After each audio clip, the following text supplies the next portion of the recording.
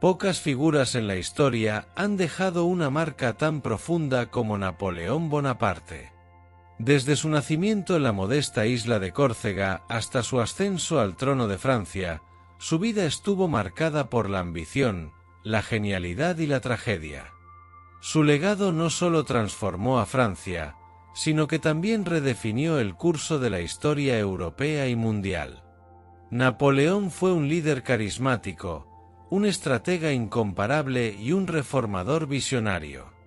Conquistó vastos territorios, desafió a las potencias más grandes de su tiempo y estableció un sistema de leyes y administración que perdura hasta hoy. Sin embargo, su inagotable sed de poder y expansión también lo llevaron a enfrentarse a sus propios límites y a sellar su destino con una caída que ha sido estudiada y debatida por generaciones. Esta es la historia de un hombre que, con determinación y talento, pasó de ser un simple cadete militar para convertirse en el emperador más poderoso de Europa. Es la crónica de sus brillantes victorias y sus dolorosas derrotas, de sus polémicas decisiones y sus grandes logros, de su fugaz resurgimiento y su inevitable exilio. Es la historia de Napoleón Bonaparte, el hombre que marcó una era. Napoleón Bonaparte, el hijo de la tormenta. En una noche de viento áspero y cielo encapotado, el 15 de agosto de 1769, en la agreste y montañosa isla de Córcega, nacía un niño destinado a sacudir los cimientos de Europa. Aquel infante, con el nombre de Napoleón Eddie Bonaparte, vino al mundo envuelto no en oro, sino en lucha, pues Córcega acababa de ser arrebatada por Francia de manos de sus orgullosos patriotas corsos. Desde su primer llanto, Napoleón pareció desafiar al mundo. Su madre, Leticia Ramolino, firme como el granito de las montañas corsas, lo acunó con el tempel de quien ya sabía que su hijo no estaba destinado a una vida común. Su padre, Carlo Bonaparte, abogado y figura respetada, intentaba navegar entre la herencia de la resistencia corsa y el nuevo orden francés. Córcega era tierra de hombres rudos y vendettas antiguas, donde la honra pesaba más que el hierro y la palabra era tan afilada como el puñal escondido en la faja. En ese entorno, el joven Napoleón aprendió pronto el valor del silencio, el arte de la observación y el poder de la voluntad. No jugaba como los otros niños. Mientras ellos corrían por las colinas, Napoleón contemplaba el horizonte, como si buscara algo más allá de la isla. Napoleón Bonaparte. El exilio del espíritu. A los 9 años, el destino le dio su primer giro brutal. Carlo logró una beca para enviar a Napoleón a la Francia continental a estudiar en la Academia Militar de Brienne-le-Château. Allí, en medio del frío de Champaña y de la altivez de los aristócratas franceses, el joven corso fue un extranjero. Lo llamaban el salvaje por su acento, por su nombre extraño, por su orgullo inflexible. Pero Napoleón no pedía piedad ni buscaba amistad. Se refugió en los libros como quien se arma para la guerra. Leyó a Plutarco con avidez casi mística, absorbió las historias de Alejandro Magno, Aníbal y Julio César. En matemáticas era brillante, en historia un erudito precoz. Se formaba como un general invisible en la sombra del anonimato. En las noches heladas de Brienne, mientras el viento azotaba los cristales, Napoleón escribía pensamientos en cuadernos secretos.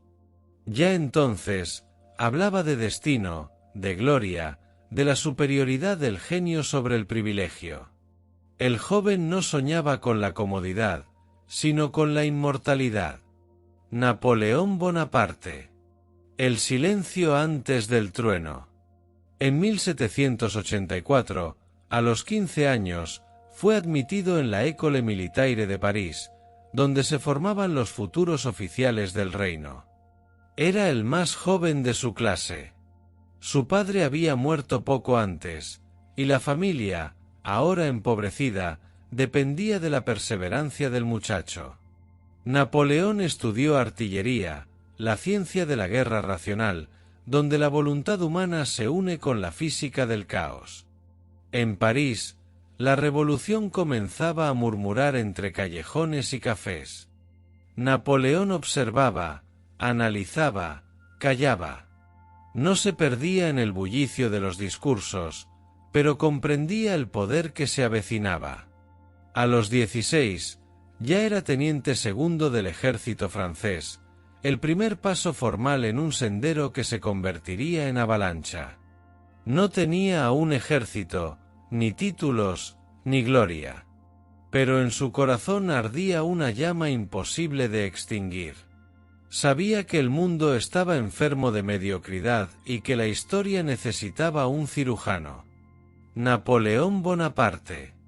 El primer grito de la tempestad. Cuando estalló la Revolución Francesa en 1789, Napoleón tenía 20 años. Mientras los tronos tambaleaban y las cabezas caían, regresó brevemente a Córcega, esperando encontrar su lugar en la política local. Pero la vieja isla ya no tenía espacio para su ambición. Los líderes corsos, como Pasquale Paoli, lo veían como un traidor, un hombre ya demasiado francés para ser uno de ellos.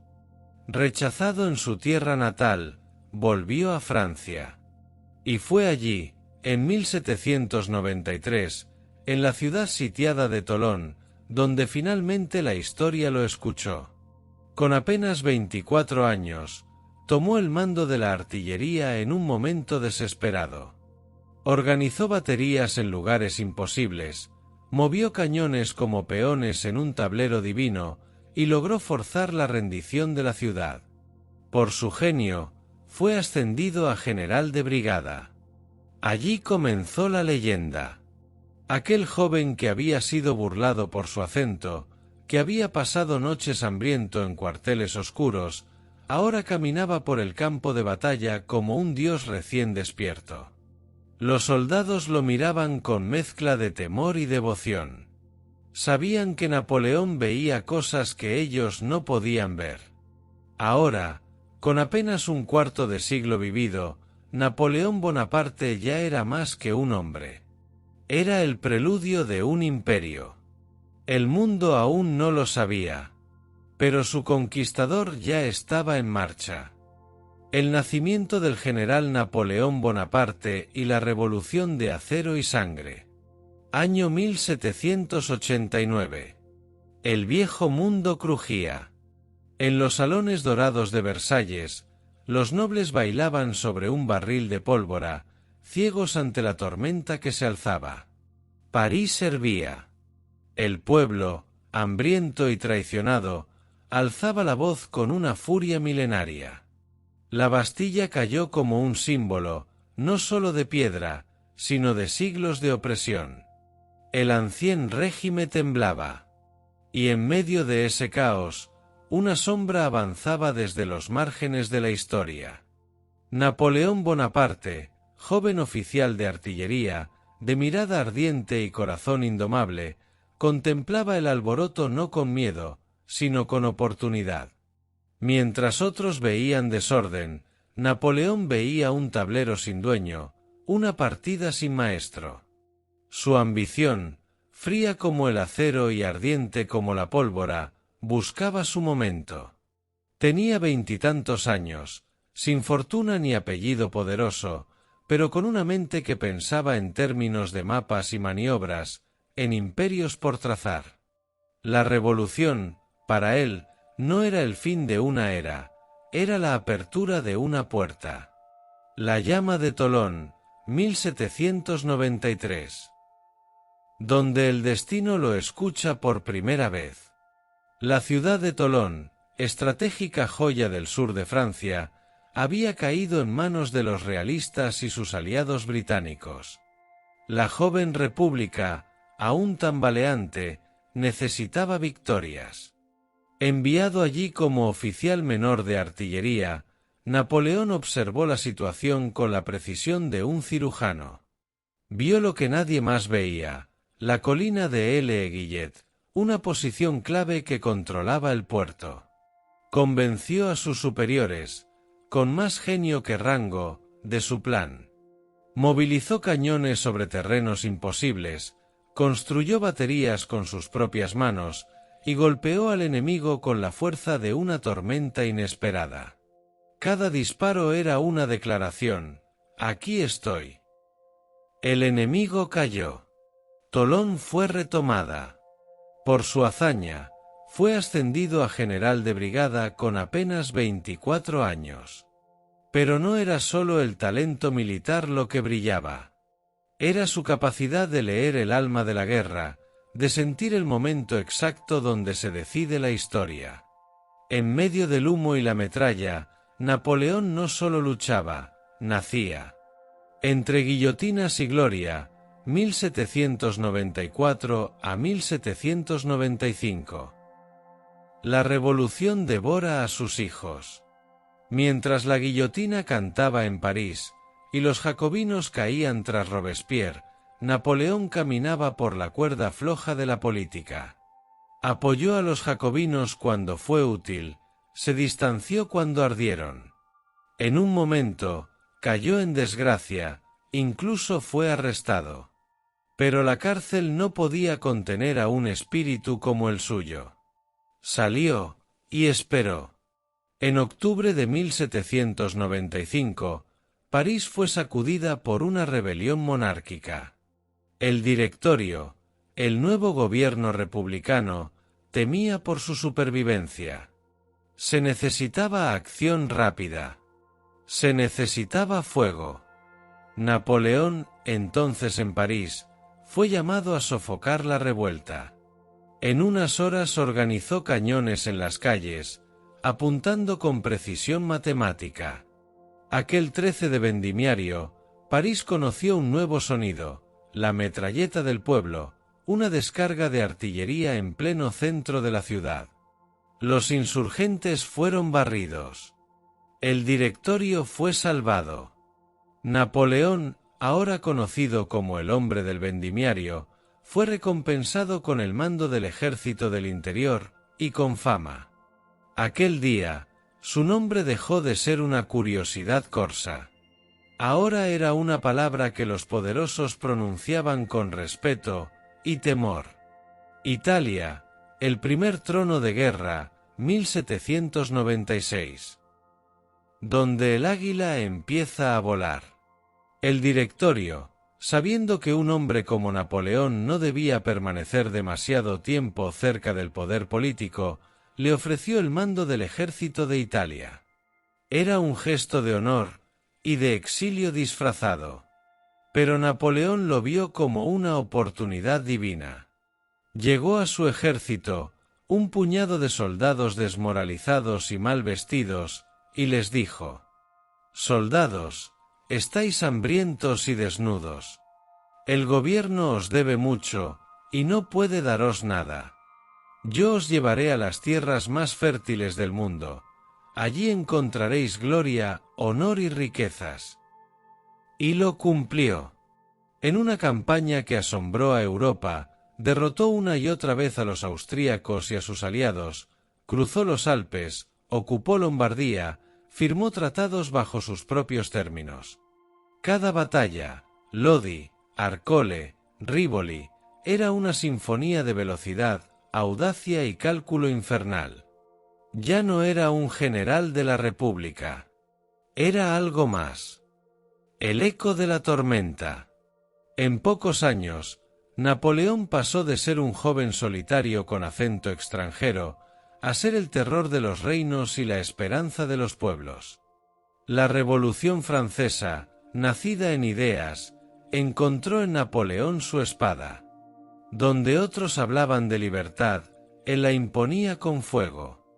Donde otros veían caos, Napoleón veía imperio. La guillotina había hecho su parte.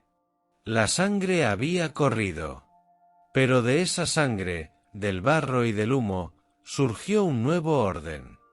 Uno que no obedecía ni a reyes ni a repúblicas. Uno que solo respondía a una visión. la de un joven corso con un mapa en la mente, un ejército en la mano, y el mundo bajo sus pies. El amanecer del cónsul, la épica del 18 de Brumario y el nacimiento del poder napoleónico. Francia sin rumbo, el ocaso del Directorio. Año 1799. 10 años habían pasado desde que los muros de la Bastilla cayeron. Una década de fuego, sangre y caos. Francia, agotada por la revolución, se tambaleaba entre ideales traicionados y gobierno sin rumbo.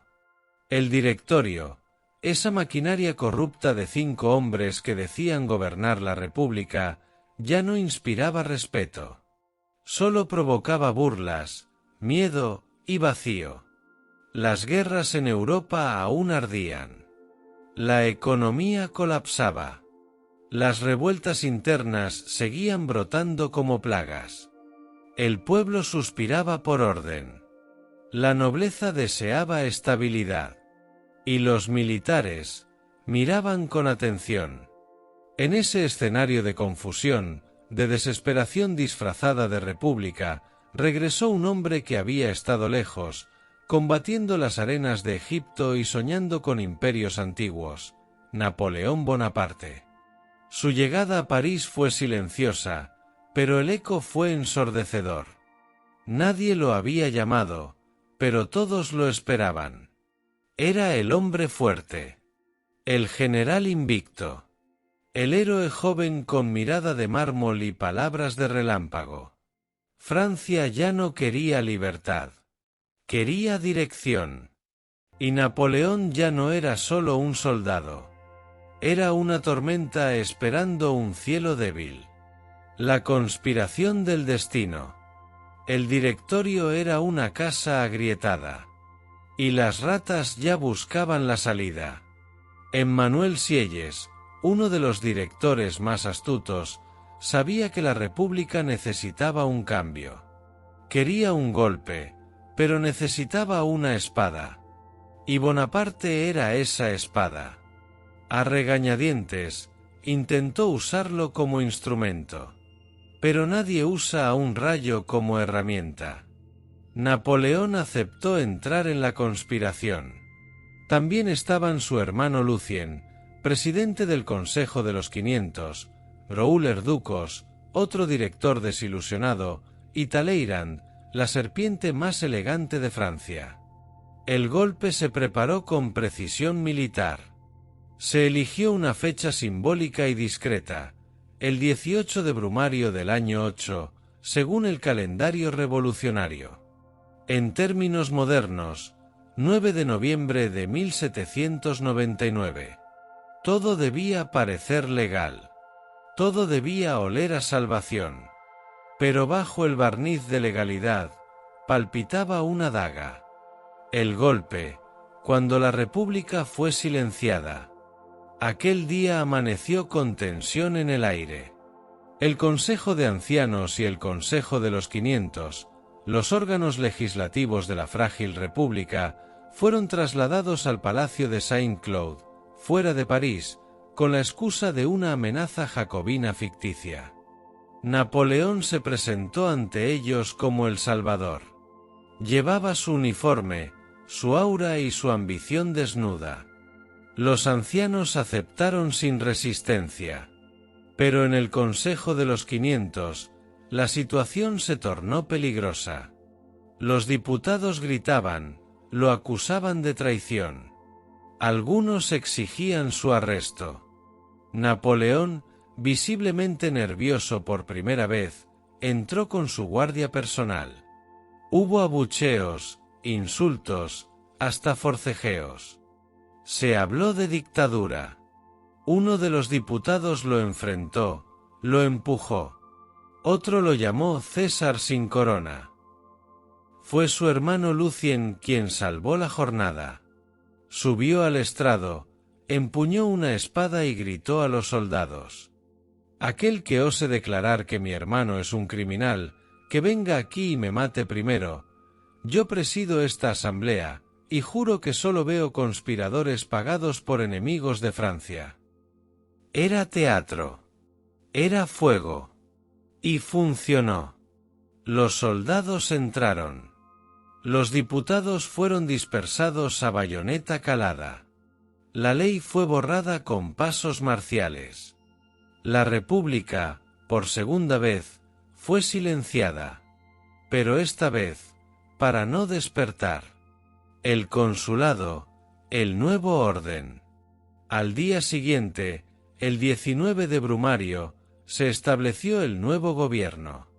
Se abolió el directorio. En su lugar, se instituyó el consulado, con 3 cónsules, Sieyes, Ducos y Napoleón Bonaparte como primer cónsul. En teoría, era un triunvirato. En la práctica, era un imperio en gestación. Napoleón no gobernaba como rey, pero tenía poder absoluto, control del ejército, de las leyes, de la administración y pronto, del pueblo. Dictaba decretos con la velocidad de los cañones que había ordenado en Tolón. Organizó ministerios, reformó la hacienda, centralizó el poder. Pero no solo era fuerza. Era también imagen. Ordenó imprimir su rostro en monedas. Fundó liceos, reescribió la historia. Donde la revolución había prometido libertad, Napoleón ofreció orden. Donde la guillotina había sembrado terror, Napoleón ofrecía victoria. La espada y el olivo. Durante los primeros años del consulado, Napoleón consolidó su poder con la maestría de un arquitecto. Firmó la paz de Amiens con Inglaterra. Aplastó la segunda coalición en Italia. Publicó una nueva constitución. Y, como Moisés bajando del Sinaí, presentó el Código Civil, que llevaría su nombre a los rincones más lejanos del planeta. Se proclamó cónsul vitalicio en 1802. Había comenzado como un joven sin patria, como un extranjero en la Francia del desprecio. Ahora era el arquitecto del Estado, el dueño del destino nacional. Y lo hizo no con la herencia del linaje, sino con la fuerza del genio. Epílogo. Antes del imperio. El 18 de Brumario no fue solo un golpe de Estado. Fue el entierro de una república inestable y el nacimiento de un régimen hecho a imagen de un solo hombre. El consulado no fue una simple transición, fue una proclamación no dicha, una profecía viva. Porque el mundo ya sabía lo que venía. Podían sentirlo en los campamentos, en los pasillos del poder, en las plazas donde se colgaban nuevos retratos. El emperador aún no se había coronado. Pero el imperio ya marchaba con botas francesas. La coronación del relámpago, Napoleón emperador. La última república. Año 1804. La República Francesa era ya un eco distante, un susurro que apenas sobrevivía en los pergaminos oficiales. Francia, cansada de revoluciones, hambrienta de gloria y dominada por un solo nombre, esperaba un acto simbólico. No bastaba con gobernar. Napoleón Bonaparte, primer cónsul, comandante invicto, genio de Estado, deseaba más que obediencia, quería eternidad. Sus victorias habían cambiado mapas. Su código civil había modelado naciones. Su presencia, austera pero titánica, había reemplazado al incienso de los reyes con la pólvora de los ejércitos. Pero aún no había trono. Aún no había corona. Y la historia, como la guerra, no tolera el vacío. Así que decidió lo impensable. El niño de Córcega, el enemigo del privilegio, el general de la revolución, se coronaría emperador. La consagración de Notre Dame. 2 de diciembre de 1804. París se vestía como un imperio recién nacido.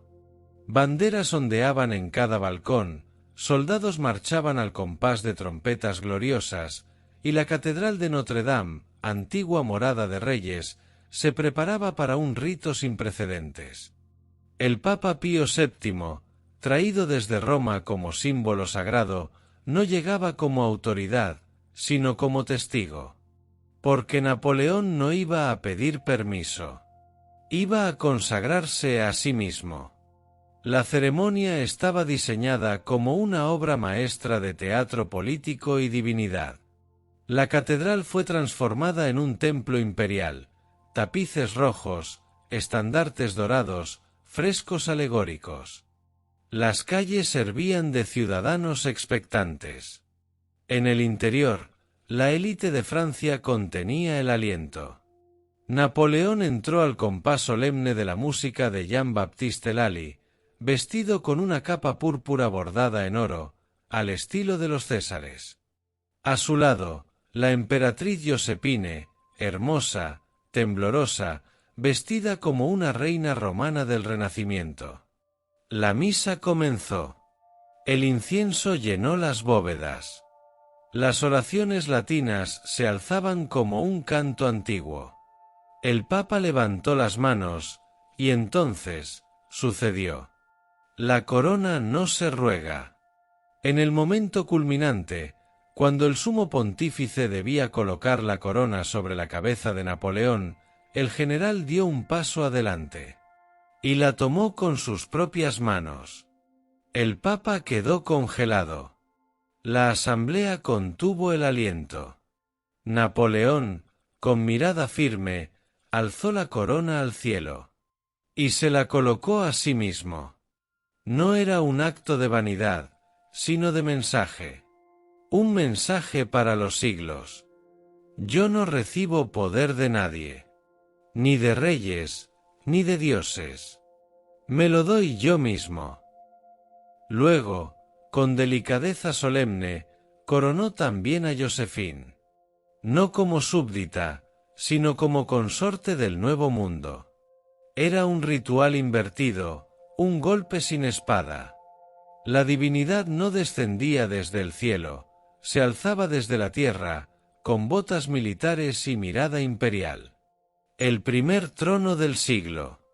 La nueva era comenzaba no con la sangre de la guillotina, sino con el oro de la ambición. Napoleón ya no era primer cónsul.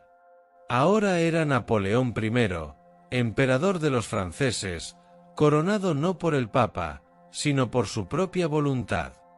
El Senado lo había aclamado, el pueblo lo había aprobado por plebiscito, pero era él quien decidía el sentido de cada símbolo.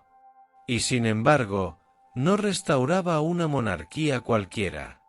Era una monarquía forjada en el crisol de la Revolución, una dinastía de mérito y no de sangre. Sus hermanos se convertían en reyes. Sus generales, en duques. Su imperio, en leyenda. El pueblo, cansado de repúblicas fallidas y reyes cobardes, lo siguió. Porque veían en Napoleón no solo a un gobernante, sino al espíritu mismo de la nación. Epílogo del Águila. París dormía esa noche con otro nombre en sus labios. El polvo de la revolución se asentaba. La sangre seca dejaba lugar al mármol. Y desde lo alto de Notre Dame, las gárgolas contemplaban un nuevo emperador, que no nació en palacio, sino en batalla. Napoleón Bonaparte había logrado lo que ni Luis XIV soñó, construir un trono con las ruinas de la Revolución. Se había coronado no solo emperador de los franceses, sino soberano del siglo. Pero aún no era el clímax. El águila acababa de abrir sus alas. Europa, todavía dormida, no sabía que su despertar se haría al paso de tambores. El rugido del águila, las guerras napoleónicas y el dominio sobre Europa. El mundo contempla al emperador. Tras su coronación en Notre Dame, Napoleón no se sentó a contemplar su gloria. No era un rey de trono y abanico, sino un emperador de caballo, sable y mapa. El imperio francés era joven y fuerte, pero el viejo mundo aún respiraba con odio. Europa, esa colección de tronos temblorosos y coronas ajadas, no podía permitir que un hijo de la Revolución, un advenedizo coronado por su propia mano, les dictara el destino. Las monarquías lo veían como un monstruo salido del caos. Pero el pueblo, desde Varsovia hasta Venecia, lo empezaba a ver como un libertador. Así comenzó el gran choque de titanes. Las guerras napoleónicas. Una serie de conflictos colosales que incendiarían el continente y lo transformarían para siempre. Austerlitz, la obra maestra del Águila, 1805. La tercera coalición se había formado. Austria, Rusia y Gran Bretaña, unidos por la desesperación y el oro inglés. Napoleón, con la rapidez que sólo él comprendía, marchó desde Boulogne hacia el corazón de Europa. En menos de 2 meses, cruzó el Rin, burló a los enemigos y cercó al ejército austriaco en Ulm, forzando su rendición sin disparar un solo cañón. Pero el verdadero concierto de gloria aún no comenzaba. El 2 de diciembre de 1805, exactamente un año después de su coronación, Napoleón enfrentó a los emperadores Alejandro de Rusia y Francisco de Austria en una llanura cercana al pueblo de Austerlitz. El enemigo les superaba en número.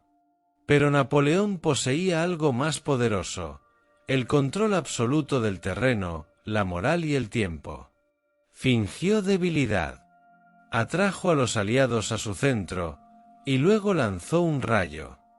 La batalla fue una sinfonía de fuego.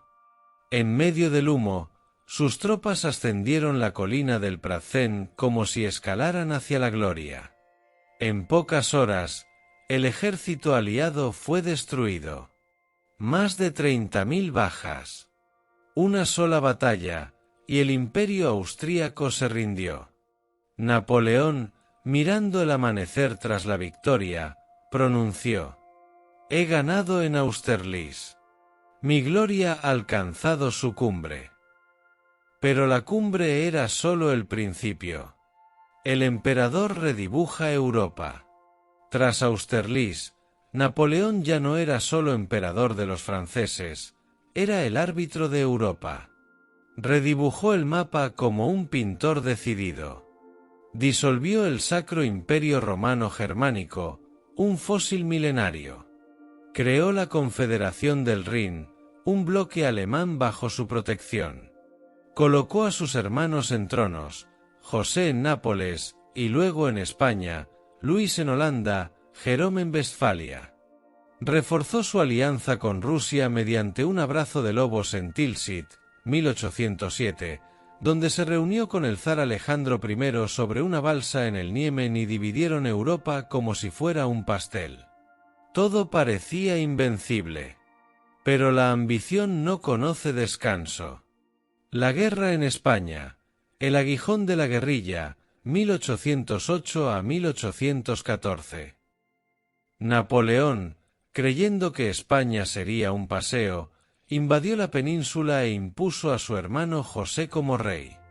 Pero allí no encontró gloria fácil, sino un pantano sangriento. Los españoles no lo recibieron como libertador, sino como usurpador. El pueblo se alzó en armas. Nació la guerrilla, una guerra irregular, feroz y constante, que desgastó al imperio francés como un filo invisible. A ello se unió el ejército británico, comandado por un general tenaz, Arthur Wellesley, futuro duque de Wellington. La guerra en España fue el Vietnam de Napoleón, larga, cruel, sin gloria clara. Una herida que nunca cerró. Wagram, la última gran victoria, 1809. Austria, pese a las derrotas, no se resignaba.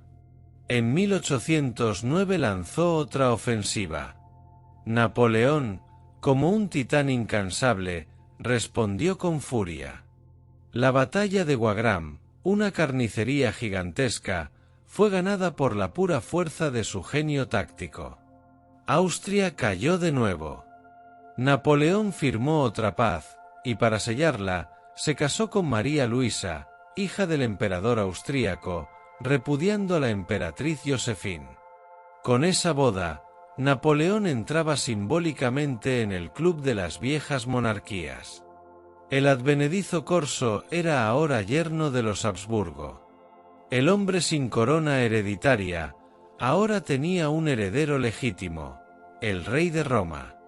Pero la gloria, como el oro en la arena, comenzaba a escaparse entre los dedos. El imperio en su cenit. Entre 1809 y 1811, Napoleón alcanzó la cima. El imperio se extendía desde Lisboa hasta Varsovia, desde Hamburgo hasta Nápoles. Las leyes francesas regían en media Europa. Sus enemigos eran derrotados, sus aliados sumisos, su prestigio universal. Su imagen adornaba estatuas, columnas, monedas y corazones. Era el César del siglo XIX. Pero en la cima, el viento es helado. En las sombras, los enemigos se reorganizaban. El zar Alejandro rompía el pacto de Tilsit. Los británicos resistían en los mares. El pueblo comenzaba a cansarse de la guerra. Los generales murmuraban. Y Napoleón, emperador de Europa, volvió a mirar hacia el este. Hacia el coloso que aún desafiaba su voluntad, Rusia. Epílogo: el imperio antes de la llama. Las guerras napoleónicas no fueron solo batallas, fueron una época. Una era en la que un solo hombre puso a prueba los límites de la voluntad humana. Donde ejércitos enteros se movían como piezas en su mente. Donde la historia ya no la escribían reyes, sino el rugido de una sola voz. Pero el fuego que consume más rápido, es el que más brilla. Y mientras el águila volaba alto, un invierno lo esperaba. Moscú. 1812. La campaña que lo haría no más grande, sino mortal. El invierno de los dioses, la campaña de Rusia y la gran retirada de Napoleón. El desafío del zar. Año 1812. El mundo era francés, pero su corazón empezaba a latir con dudas. Napoleón lo tenía todo, un imperio vasto, un hijo heredero, alianzas firmadas con sangre y matrimonios. Pero algo se quebraba lentamente. En las casas nobles, se murmuraba. En las calles de París, el entusiasmo se marchitaba. En Londres, la resistencia se endurecía. Y en San Petersburgo, el zar Alejandro I, su aliado de Tilsit, su amigo diplomático, se alejaba. Rusia rompía el bloqueo continental, ese sistema impuesto por Napoleón para asfixiar económicamente a Inglaterra. El zar desafiaba la voluntad del emperador. Era un acto de guerra. Y Napoleón no ignoraba los desafíos. Así, con la seguridad de un dios enfurecido, preparó su mayor obra militar. La Grande Armée, el ejército del juicio final. El emperador reunió el ejército más grande jamás visto en Europa. Más de 600.000 hombres, soldados de Francia, Italia, Prusia, Austria, Polonia, los Países Bajos, Croacia, incluso España. Una nación en armas marchando bajo una bandera tricolor. Era la Grande Armée, el puño de un imperio. Y su objetivo, Moscú, corazón de Rusia. El plan era rápido, quirúrgico, aplastar al ejército ruso en una gran batalla, tomar la capital, forzar la paz. Una campaña más. Una victoria más. Pero Rusia no se comporta como Europa. La tierra que no se rinde. Desde el primer paso en suelo ruso, la campaña fue extraña. Los rusos no presentaban batalla. Se retiraban. Quemaban pueblos. Destruían campos. Dejaban tierra negra, humo y hambre tras de sí. Napoleón avanzaba, sí, pero no conquistaba, no se alimentaba, no dormía en gloria.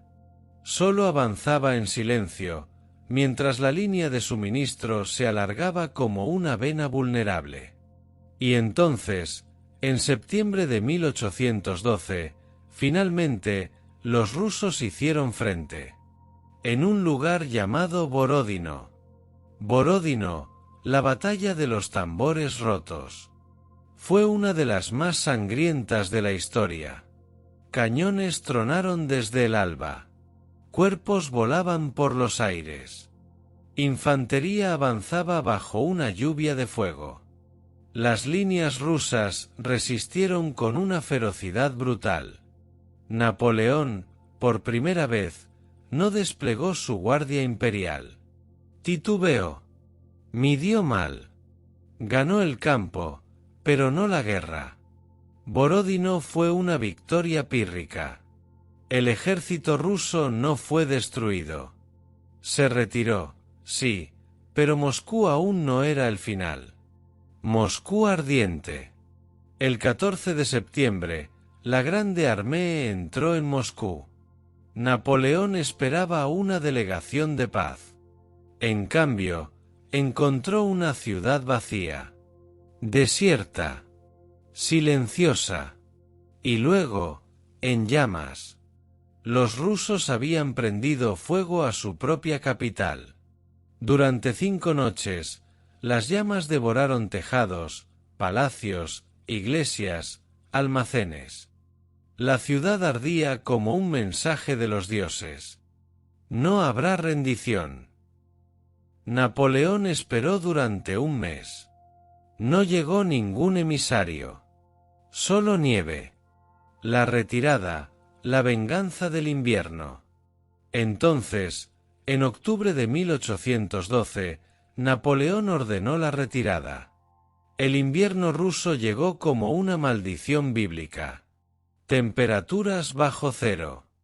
Hombres muriendo por miles cada noche.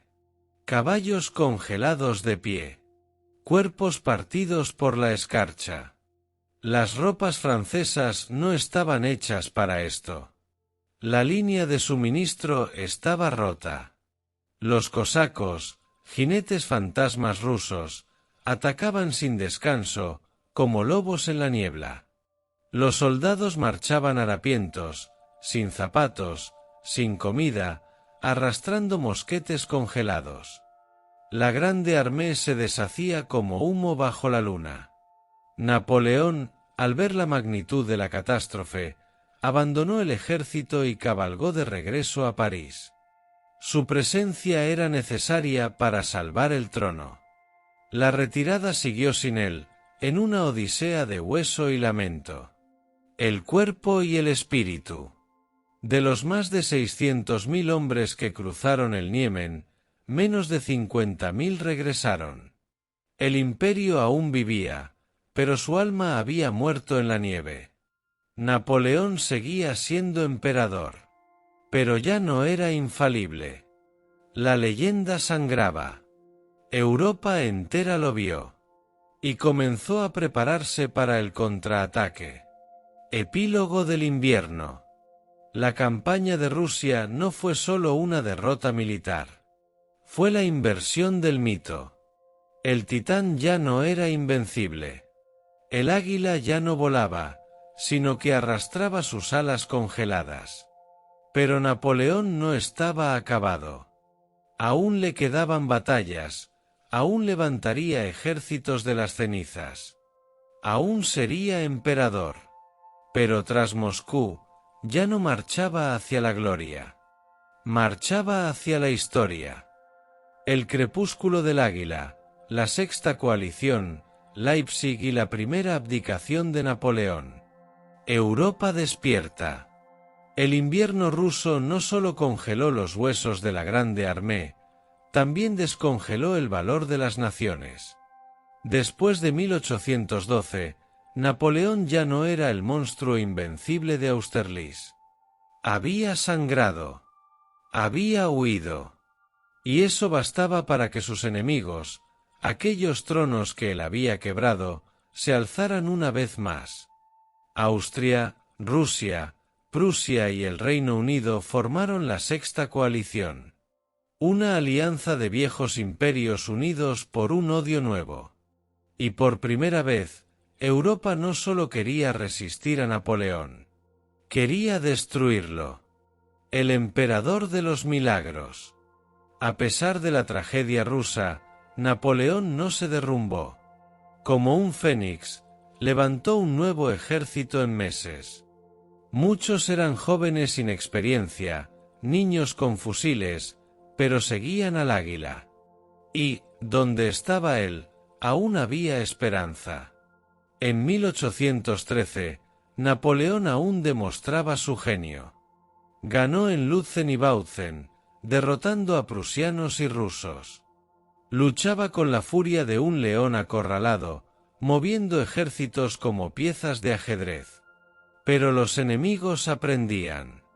Lo que antes eran coaliciones torpes, ahora eran comandos sincronizados. Y sobre todo, eran muchos más. Leipzig, la Batalla de las Naciones, 16 al 19 de octubre de 1813. A orillas del río Elster, cerca de la ciudad de Leipzig, se libró la batalla más grande de la historia europea hasta ese momento. Napoleón con 190.000 soldados. La coalición con más de 350.000 hombres. Alemanes, rusos, austriacos, suecos, británicos, un continente en armas. 4 días de combate feroz. Cañones, trincheras, caballería, callejones en llamas. Napoleón luchó como si el imperio dependiera de cada bala. Y así era. Pero incluso su genio no pudo contra los números. Fue derrotado. Y en la retirada, el horror, el único puente de escape volado antes de tiempo. Miles de soldados franceses atrapados, ahogados o masacrados. El propio príncipe Poniatowski, héroe polaco, murió en el río, cubierto de sangre y barro. Leipzig no fue una simple batalla. Fue el principio del fin. París bajo asedio, 1814. Napoleón retrocedió a Francia. Levantó defensas. Marchó por los campos nevados, venciendo aún en Brienne, en Montereau, en Craonne. Pequeñas victorias. Destellos de un dios que se negaba a caer. Pero París estaba en peligro. Y cuando los aliados cruzaron el Sena y tomaron la ciudad, la historia respiró hondo. Los mariscales de Napoleón, exhaustos, traicionados por la realidad, le pidieron que abdicara. Napoleón resistió. Quería entregar la corona a su hijo, el pequeño Napoleón II, el rey de Roma. Pero no lo dejaron. La abdicación de Fontainebleau, 6 de abril de 1814. En el majestuoso palacio de Fontainebleau, Napoleón firmó su primera renuncia al trono. No ante una asamblea. No ante enemigos. Solo, rodeado de los ecos del mármol y la historia. Tras firmar, intentó suicidarse con veneno. Pero sobrevivió. Y entonces, como César desterrado, fue enviado a la isla de Elba, una roca en el Mediterráneo, con título de emperador sin imperio. Una escolta lo acompañó hasta el barco. El pueblo lo miraba con lágrimas. Incluso sus enemigos, en secreto, admiraban su dignidad en la caída. Antes de partir, dijo a su guardia imperial: «Soldados de mi vieja guardia, adiós. Durante 20 años os he conducido por el camino de la gloria. Sed fieles a vuestro nuevo rey. Yo no puedo pagaros más que con mi gratitud». Y besó su estandarte, mientras los viejos veteranos lloraban como niños. El rey vuelve a la silla. Francia, fatigada y sin rumbo, recibió a Luis XVIII, el hermano del rey decapitado. La monarquía volvía. Pero no el respeto. Los franceses habían visto a Napoleón. Habían vivido bajo su genio. Un rey que arrastraba los pies no podía reemplazar al águila que volaba. Y en Elba, Napoleón no tejía redes ni escribía memorias. Observaba. Esperaba. El emperador caído sabía que los pueblos no olvidan la grandeza. Y en menos de un año volvería. El trueno del retorno, los 100 días y la batalla de Waterloo. El silencio antes del grito. 1815. Europa respiraba en paz, pero era una paz tensa, superficial. Luis XVIII reinaba en Francia como una sombra que nunca fue deseada. El pueblo murmuraba. Los veteranos recordaban. Los oficiales conspiraban. En cada taberna, en cada rincón de la campiña, aún se hablaba del emperador. Del hombre que había llevado a Francia a lo alto de los cielos.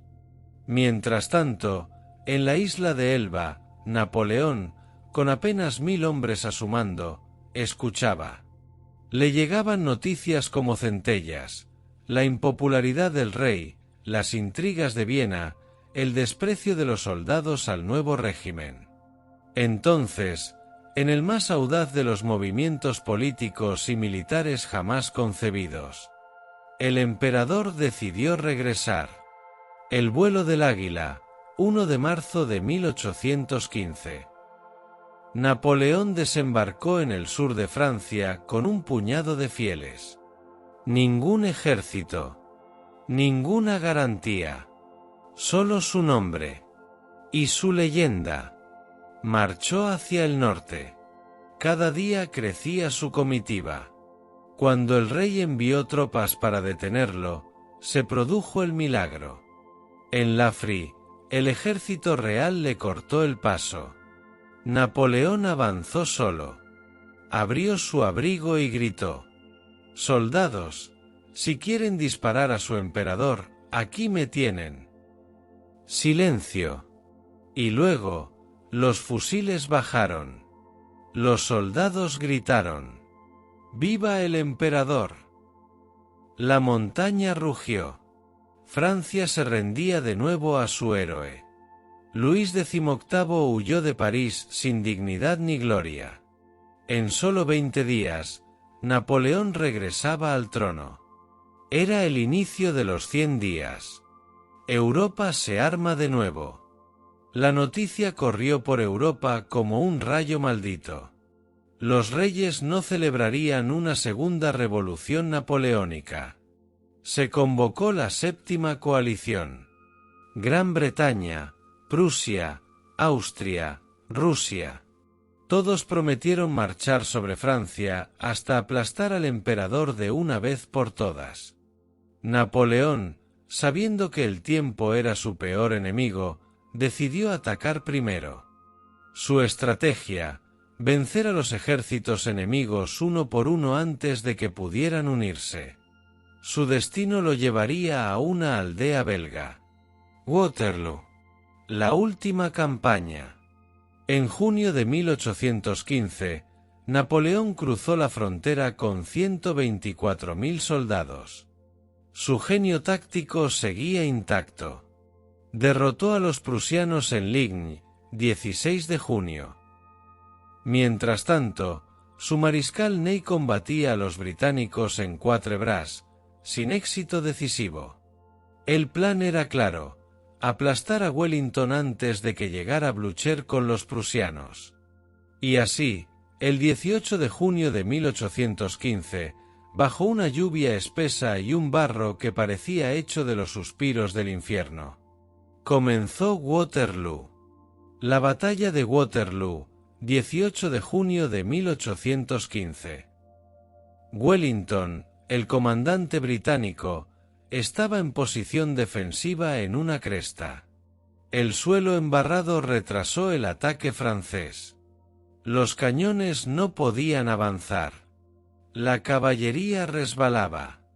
El tiempo, ese viejo enemigo, ya no obedecía a Napoleón. La batalla fue feroz.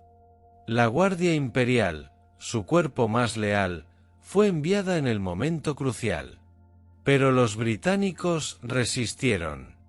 Y, al atardecer, los prusianos de Blücher llegaron.